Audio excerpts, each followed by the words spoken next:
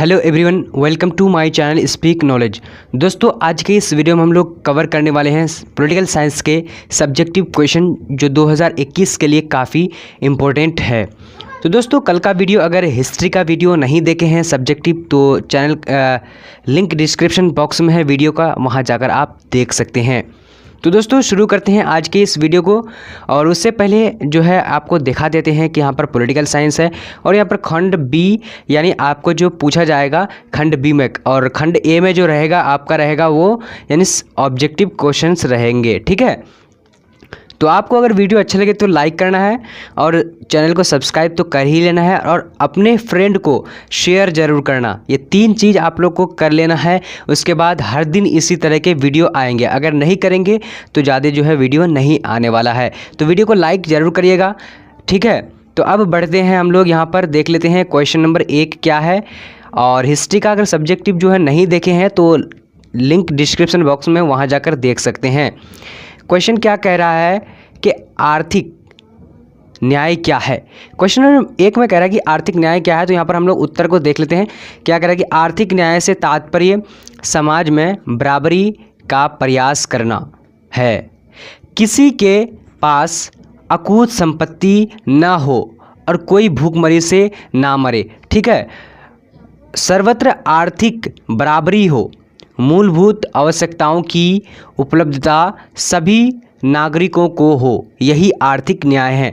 तो आर्थिक न्याय जो है काफ़ी आसान सी है और ये जो है आपको अगर पूछ दिया जाए तो आप जो इसी तरीके से लिख देंगे या और आप थोड़ा सा बढ़ा चढ़ा करके कुछ भी लिख सकते हैं समझ से।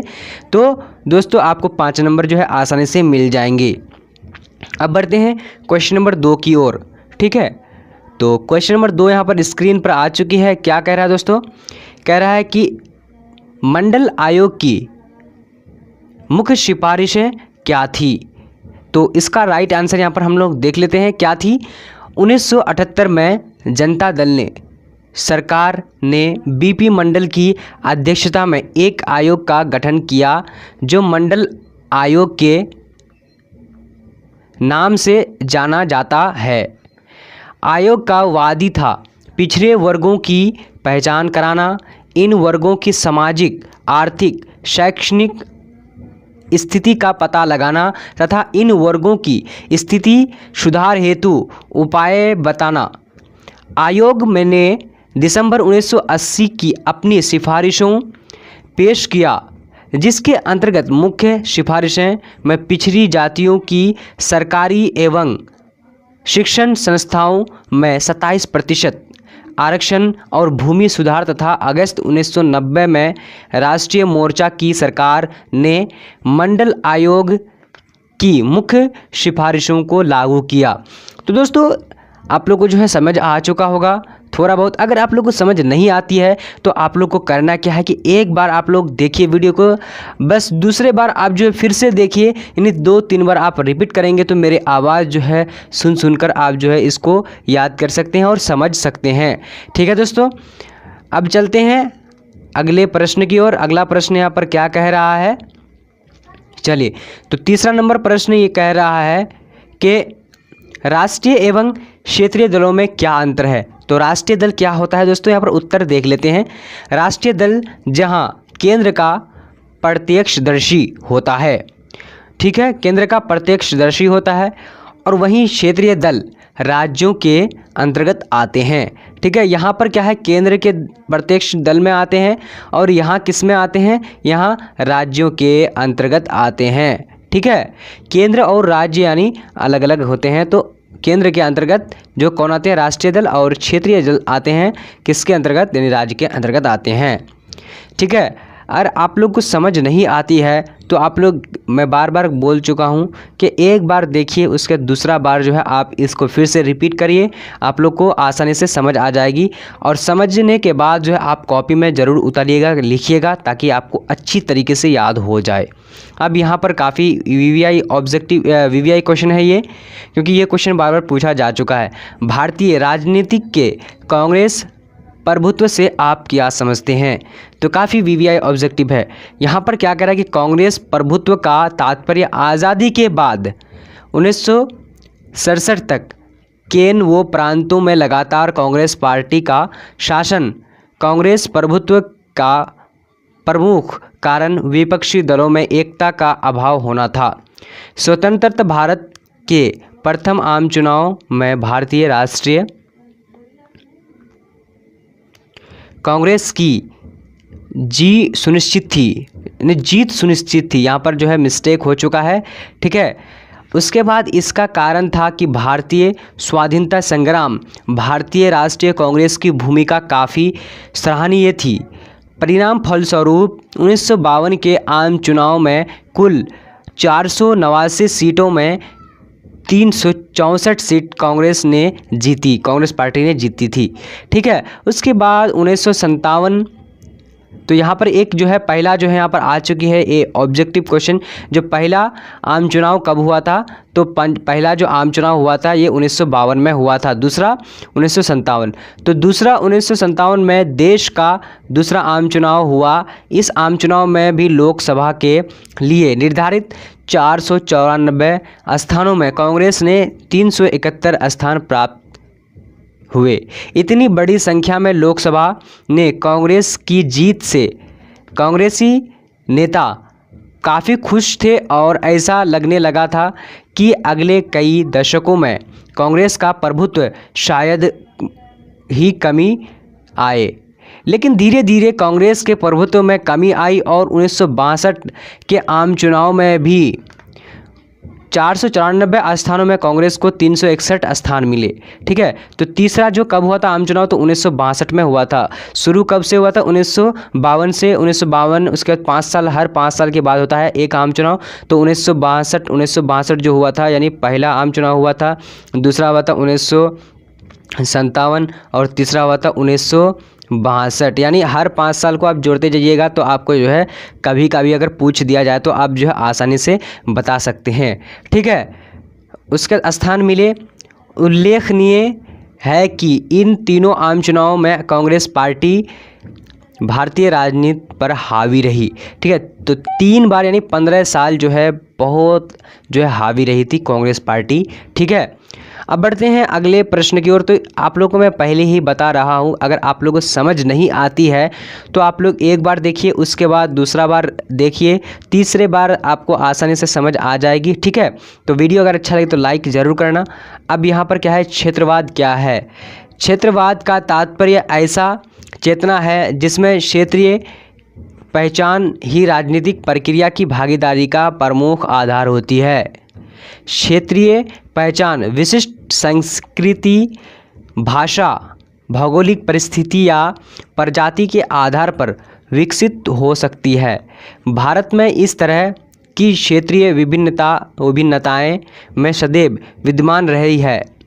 राजनीतिक में क्षेत्रवाद की अभिव्यक्ति दलीय का निर्माण, क्षेत्रीय आंदोलन का विकास अथवा अलगाववाद। तो देख लेते हैं यहाँ पर जी, अलगाववाद के रूप में देखी जा सकती है, ठीक है। तो ये भी आशा करता हूँ कि आप लोग जो है पढ़कर देखकर जो है समझ रहे होंगे। तो आप लोग को पूरे जो है क्वेश्चन को याद नहीं करना है जैसे लिखा हुआ, बस आपको समझ लेना है 2-3 पॉइंट और आप आसानी से इसको लिख सकते हैं। अब बढ़ते हैं अगले प्रश्न की ओर। चलिए, तो क्वेश्चन नंबर यहाँ पर 6 नंबर आ चुकी है। क्या कह रहा है कि एक ध्रुवीय विश्व क्या थी, एक ध्रुवीय विश्व क्या थी। तो यहाँ पर देख लेते हैं क्या है आंसर में।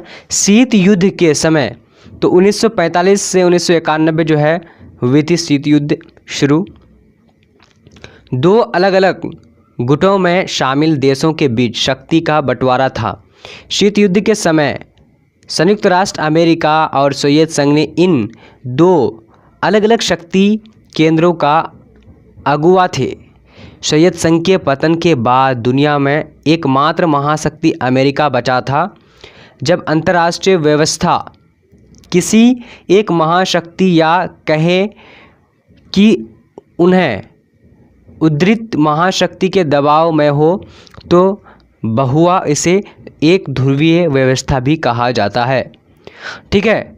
उसके बाद यहाँ पर देख लेते हैं क्या है कि भौतिकी के शब्द ध्रुव का यह एक तरह का एक तरह से भ्रामक प्रयोग है।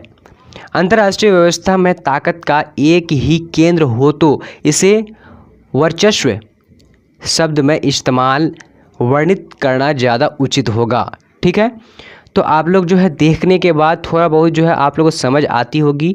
अगर आप लोग को पूरी तरीके से समझना है तो आप कॉपी में ज़रूर लिख लीजिएगा। तो ये काफ़ी वीवीआई ऑब्जेक्टिव, ये जो है क्वेश्चन वीवीआई है। ठीक है, जितना जो है आप स्टार पॉइंट करेंगे तो स्टार पॉइंट का भी ये क्वेश्चन बनता है। ठीक है, तो इस क्वेश्चन को ज़रूर याद करिएगा। यहाँ पर क्या कह रहा है कि मैकमोहन रेखा क्या है? तो मैकमोहन रेखा भारत और तिब्बत के बीच सीमा है। यह अस्तित्व में सन 1914 ईस्वी में भारत की तत्कालीन ब्रिटिश सरकार और तिब्बत के बीच शामिल समझौता के तहत आई थी। 1934 ईस्वी में सर्वे ऑफ इंडिया का एक मानचित्र में मैकमोहन रेखा को आधिकारिक भारतीय सीमा रेखा के रूप में दिखाया गया था। इस सीमा रेखा का नाम सर हेनरी मैकमोहन के नाम पर रखा गया था। ठीक है, तो मैकमोहन रेखा का नाम किससे रखा गया था? तो मैकमोहन हेनरी के नाम पर रखा गया था। ठीक है, अब बढ़ते हैं। यहाँ पर क्या कह रहा है कि भारत के अनुसार यह चीन के साथ उसकी सीमा है।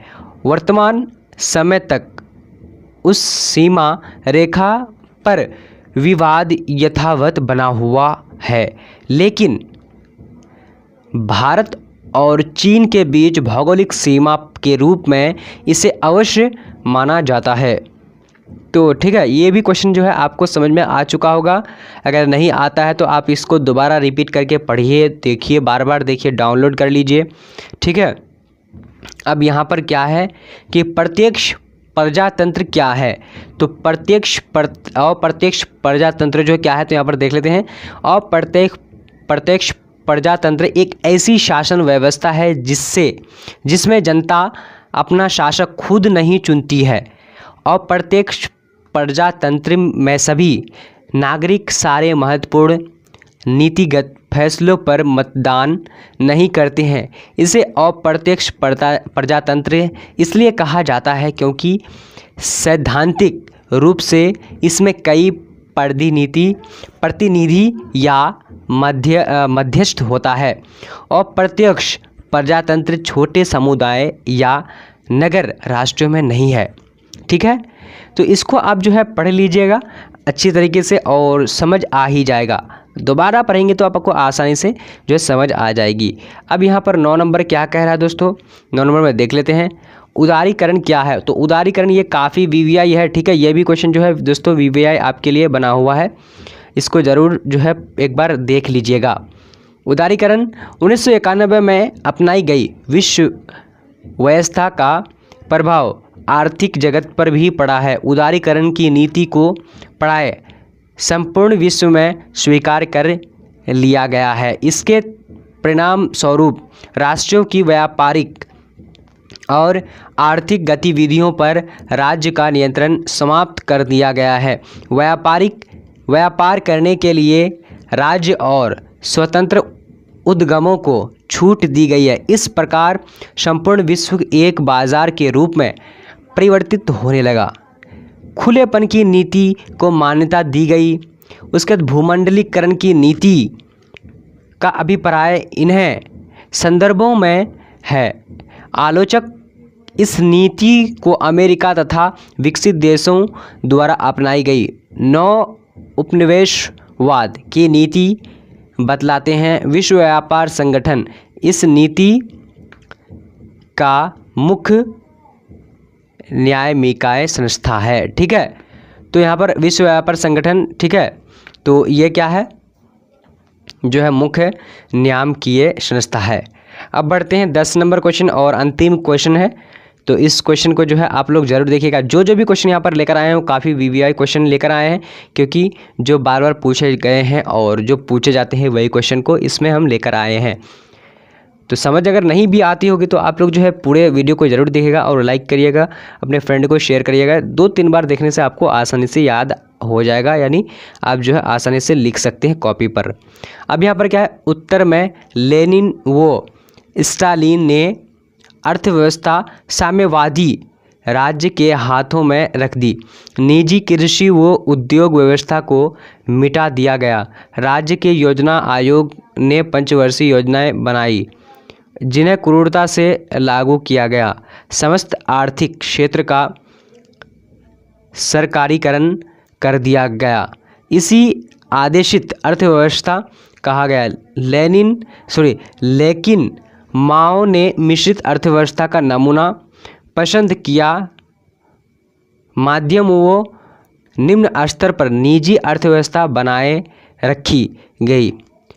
कृषि व बाजार को काफ़ी सीमा तक खुला छोड़ दिया गया ताकि वे छोटे व मध्यम स्तर पर सामंतवाद व पूंजीवाद बना रहे।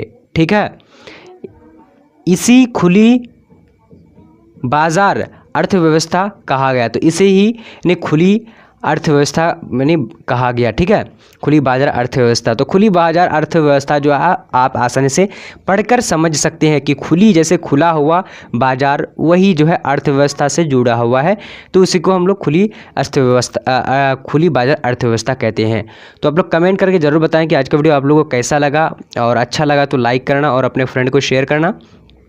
ठीक है दोस्तों, तो दोस्तों इस तरह के जो है टाइपिंग करने में और इसको जो है लिखने में काफ़ी समय लगता है। अगर आप लोग जो है लाइक करिएगा ज़्यादा से ज़्यादा, तो अगला यानी जिस विषय का बोलिएगा तो आप लोग, मैं उस विषय का टाइपिंग करके अच्छी जो इंपॉर्टेंट क्वेश्चन बनेगा वो मैं लेकर आने की कोशिश करूँगा। ठीक है, तो आज का वीडियो इतना है तक, तब तक के लिए जय हिंद जय भारत। मिलते हैं अगले वीडियो पर।